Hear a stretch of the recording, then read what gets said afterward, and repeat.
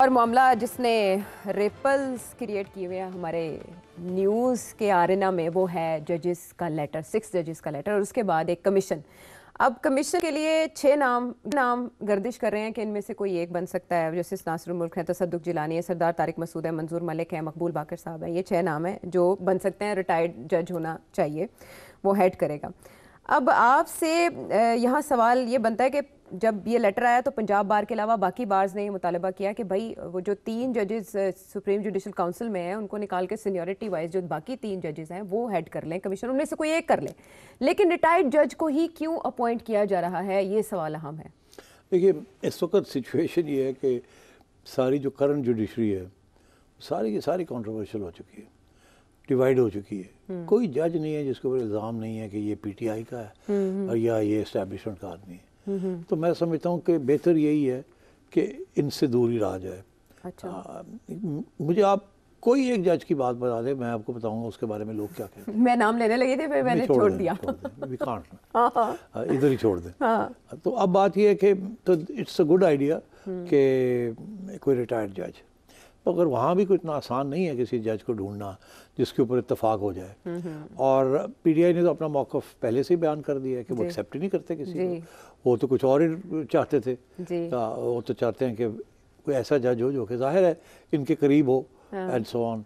तो मगर अब गवर्नमेंट ने जो 6 नाम, अभी तो नहीं गवर्नमेंट ने कोई नाम दिया, मगर जो गर्दिश कर रहे हैं उसमें एक नाम ऐसा है जिसके ऊपर बड़ा मुश्किल हो जाएगा कि अगर उनको नॉमिनेट किया जाता है और अगर वो एक्सेप्ट कर लेते हैं, अगर वो एक्सेप्ट कर लेते हैं तो खान साहब के लिए और पीटीआई के लिए उनको नो करना बड़ा मुश्किल हो जाएगा। अच्छा। हाँ, वो जस्टिस नासिरुल मुल्क साहब हैं। अच्छा।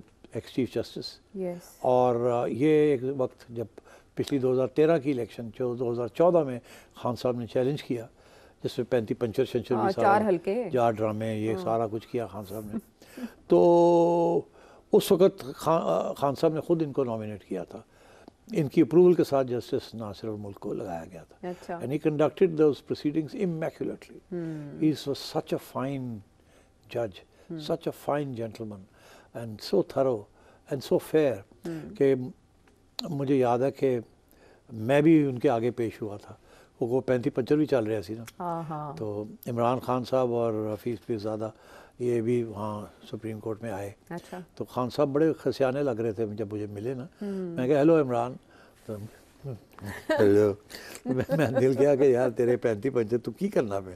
तो मैं सोचा कि बेचारा पहले ही खसियाना हुआ है तो उनकी मैं कहवा, तो वो छुट्टी हो गई वहाँ 35 पंचर सारा कुछ। तो मगर ही न्यू एग्जैक्टली ही वाज, उस वक्त एस्टैब्लिशमेंट इनको चला रही थी, तो खान साहब तो वो पता था कि क्या सही है और क्या गलत है, तो हमें भी पता था क्या सही है और क्या गलत है। मगर नासिरुल मुल्क साहब ने बड़ी इमैक्युलेट थरो स्टडी की, बड़ी ज़बरदस्त। इलेक्शन कमीशन के ऊपर तो बहुत कड़ी नज़र रखी उन्होंने, क्या हुआ क्या नहीं हुआ कैसे हुआ।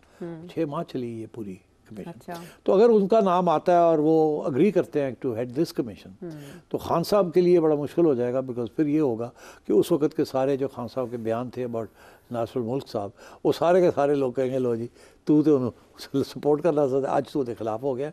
वो दिन है और आज का दिन है। एक्स चीफ जस्टिस साहब ने कभी कोई सियासी बयान नहीं दिया, कहीं पब्लिक में नहीं आए, बड़ी इमैक्युलेट बिहेवियर है, कॉन्डक्ट है उनका। तो अगर वो मान जाते हैं तो it will be a great idea. He is genuinely a free and independent person. लेकिन सवाल ये है कि तब आप तो पेश हो गए, तब इमरान खान साहब भी पेश हो गए। इस कमीशन के सामने जिन 6 जजेस ने इल्ज़ामात लगाए हैं वो रिटायर्ड जज के सामने पेश हो जाएंगे? देखिए, रिटायर्ड जज इज़ ऑलवेज सीनियर जज, सर्विंग जज इज़ ऑलवेज सर करके उनको कहलाते हैं। सो इज्जत तो बड़ी होती है रिटायर्ड जजेस की, स्पेशली समबडी लाइक नासिरुल मुल्क। तो ये जूनियर हैं ना उनके, तो सीनियर को तो फिर भी, और वो भी ऐसा सीनियर जिसका रिकॉर्ड इतना इमैक्युलेट हो। तो मगर सवाल आपका बड़ा अच्छा है, क्योंकि उसकी वजह यह है कि अगर ये हजरात 6 के 6 कहते हैं हम नहीं मानते इसको, तो you have a real crisis. ठीक। मगर देन फिर उसके बाद मेरे से मत पूछिएगा कि अब क्या होगा। अच्छा। नहीं, सीरियसली आपने तो क्राइसिस का कल भी जिक्र किया था। तो मुझे तो अगर ये रिजॉल्व नहीं होता तो then we are faced with some very drastic measures. इस्तीफे तो नहीं आएंगे? इस्तीफे तो नहीं आएंगे? नहीं, इस्तीफे मांग रहे हैं ना? इस्तीफे किसके? चीफ जस्टिस ऑफ पाकिस्तान से भी इस्तीफा मांगा जा रहा है। कौन मांग रहा है? चीफ जस्टिस पीटीआई जाहिर है। ये पीटीआई के मांगने से कुछ नहीं होता ना, कोई और बताए ना कौन, कोई और हैसियत हो जो कि ये इनकी तो कोई हैसियत नहीं है ये उसकी, अनफॉर्चुनेटली। हालांकि अवाम इनके साथ है मगर इनकी हैसियत नहीं है। जिसके साथ अगला सवाल ये आता है कि फिर अवाम इनके लिए खड़ी क्यों नहीं होती, वो अलग किसी वक्त आप अगर करेंगे तो उसके ऊपर भी बात हो सकती है। मगर अभी तो बेचारे आपस में लड़ रहे हैं। अपने लीडर जो है उनका नाम भी नहीं टीवी के ऊपर लिया जा रहा, बानी बानी करके बात कर रहे हैं। मुझे समझ नहीं आती, हम तो इमरान कहते हैं, इमरान खान कहते हैं, और ये सारे टीवी वाले जो है बानी बानी पीटीआई बानी पीटीआई। आदत हो गई भाई कि नहीं, मगर क्या कोई पाबंदी तो नहीं है? पाबंदी तो ये क्या हो गया? आदत पड़ गई है, बस कुछ अरसा रही ना। मतलब है उनको कहा गया होगा ना कि ओए ना नहीं लेना, हाँ हमें लोग और थोड़े एक्साइट ना हो जाए। हाँ, लेकिन उस तरह से कंट्रोवर्सी भी क्रिएट होती है ना कि इंटरनेशनली इंप्रेशन जाता है कि अब भी पाबंदी है और आप नाम नहीं ले सकते, और वो जो बयानिया आया है कि भाई पाबंदियां हैं पाकिस्तान में, उसको तकवीयत मिलती है। इट्स काइंड ऑफ तो उनको नाम लेना चाहिए ना। हाँ, नाम लेना चाहिए। इमरान खान, खत्म हुई बात। न्याजी ना कहें, न्याजी ना कहें, इमरान खान कहें। फिर अब वो न्याजी कह दिया तो कहेंगे नहीं तो नूनी ने। तो इसलिए but I think it's ridiculous, ये सारे लगे रहते हैं बानी पीटीआई बानी पीटीआई। वो पीटीआई वाले खुद ये लगे रहते हैं बानी पीटीआई बानी पीटीआई। फाउंडर कहना मतलब बानी कहना वो भी एक दर्जा है ना। बहुत से Imran Khan he is the leader, अवाम उसके साथ है, आप जॉनीज के साथ तो नहीं है। आप जॉनीज, ये सारे जो पीटीआई के जॉनीज इनके साथ कोई नहीं है। अच्छा, एक सीट नहीं अपनी जीत सकते। सारा इमरान खान है। मुझे लगा बाकी पार्टीज को कह रहे हैं, आप उन्हीं की पार्टी के लोगों को कह रहे हैं। नहीं तो ठीक है ना, उनको भी पता है। हाँ, उनको भी पता है। हाँ। अच्छा, ये इतनी सुप्रीम कोर्ट के बाद इतनी बड़ी कोर्ट और उसके 6 जजेस का इस तरह से लेटर लिखना, ये इस्लामाबाद हाई कोर्ट डिसफंक्शन नहीं होगी इन अ वे? नहीं, नॉट नेसेसरली, काम चलेगा। अच्छा, ये आगे क्राइसिस इस तरीके से नहीं बढ़ेगी। ये 6 जो है ना, ये और क्राइसिस नहीं क्रिएट कर सकते। इन्होंने जो करनी थी कर दी। अब अगर कोई क्राइसिस बढ़ती है ये तो इनके ज़रिए नहीं होगी, वो कहीं और कोई इधर को उधर, दैट मे हैपन। बट ये जो है इन्होंने जो करना था कर दिया है। They are not going to risk their pensions and do anything that will bring them into the Supreme Judicial Council. इनका conduct जो है has to be remain above board. और क्योंकि इनके ऊपर भी कुछ इंक्वायरीज चल रही हैं कुछ लोगों के ऊपर, तो वो भी एक तलवार लटकी हुई है। और अभी तक कुछ लोग तो अनचैरिटेबल किस्म के लोग हैं, वो कहते हैं वो तलवार लटकी थी इस वास्ते इन्होंने करता है, ऐसी बात नहीं है। These are serious allegations judiciary ने किए हैं, एंड टाइमिंग के ऊपर कुछ लोग बात करते हैं, बट देन इनका तो कहना है ना, हमने तो पहले भी ये बात कही थी। आज आप बड़ी इंटरेस्टिंग बात मुझे बता रही थी कि ये लेटर जो है जी, ये लीक हुआ है। जी, इससे पहले वाले 2 लेटर्स नहीं आए सामने उस तरह से, और इसके बारे में पूछा जा रहा है कि ये कैसे आ गया मीडिया के साथ। हाँ, तो मैं ये समझता हूँ ये तो इन्होंने खुद दिया है जजेस। हाँ, बिकॉज देखिए ना, अदरवाइज पॉइंट क्या है इतना लंबा चौड़ा खत लिखने की। लीक होगा तो उसकी कोई अहमियत बनेगी ना। पहले 2-3 इन्होंने खत लिखे हैं या रिप्रेजेंटेशंस की हैं या बातें की हैं, तो उसकी तो कोई अहमियत नहीं निकली, किसी को पता ही नहीं चला। ठीक है ना जी, लोग लेके बह गए। और चीफ जस्टिस साहब आमिर फारूक साहब वो तो हम तो अभी तक नहीं बोले कि उनके पास ये रिप्रेजेंटेशंस भी हुई हैं। चुप। इनफैक्ट वो तो ऐसे लगता है कि थोड़ा सा अंडर प्रेशर आ गए और उन्होंने इजाज़त दे दी है पीटीआई को कि आप जलसा कर लें। He is trying to save his skin. तो अब बात ये है कि इस किस्म की चीज़ें चलेंगी।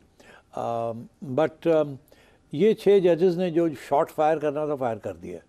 अब आगे जो है ना वो बाकी लोगों के पास पहुँच गया वो। अब देखते कैसे हैं कि पीटीआई कैसे हैंडल करती है, गवर्नमेंट कैसे हैंडल करती है, सुप्रीम कोर्ट चीफ जस्टिस कैसे हैंडल करते हैं। बात अब इस्लामाबाद हाई कोर्ट से आगे निकल गई।